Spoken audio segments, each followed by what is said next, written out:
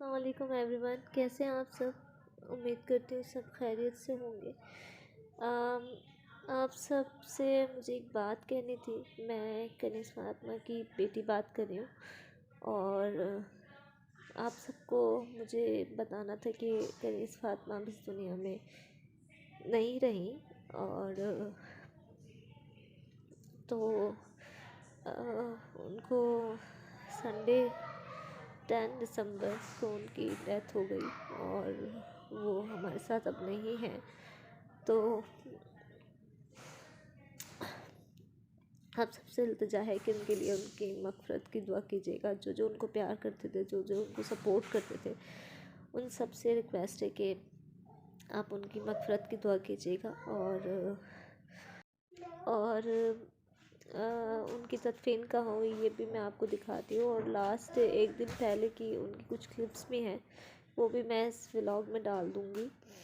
اور آپ لوگوں سے یہ بھی کہنا تھا کہ اب سے میں چینل کا میں آگے چلاؤں گی، تو جیسے آپ انہیں سپورٹ کرتے تھے، ان سے پیار کرتے تھے، انہیں دیکھا کرتے تھے، تو آپ لوگوں سے ریکویسٹ ہے کہ آپ لوگ مجھے بھی سپورٹ کیجیے گا، کیونکہ ان کی ایک خواہش تھی جو مجھے پوری کرنی ہے، اور وہ آپ لوگ کے سپورٹ کے علاوہ ناممکن ہے۔ تو آپ لوگ مجھے سپورٹ کریں گے تو میں اس کی خواہش پوری کر سکوں گی، کیونکہ وہ جس تکلیف سے گزری وہ کہتی تھی کہ اس تکلیف سے اور کوئی نہ گزرے، اور ان کا چینل گرو کرے تو وہ ان لوگوں کی مدد کریں جو تکلیف میں ہیں، جو پریشانیوں میں ہیں، ان کی وہ مدد کریں۔ تو میں بھی پوری کوشش کروں گی کہ میں ان کی یہ چیز کو پورا کر سکوں۔ اچھا، جو ابھی جہاں پر میں آپ کو لے کر جا رہی ہوں، یہ وہی جگہ ہے جہاں پر ہم لوگوں نے امی کی تدفین کی ہے۔ تو وہ جگہ قبرستان ہمارے گھر کے بالکل قریب ہے، مطلب چھت سے دیکھتے ہیں تو نظر آتا ہے۔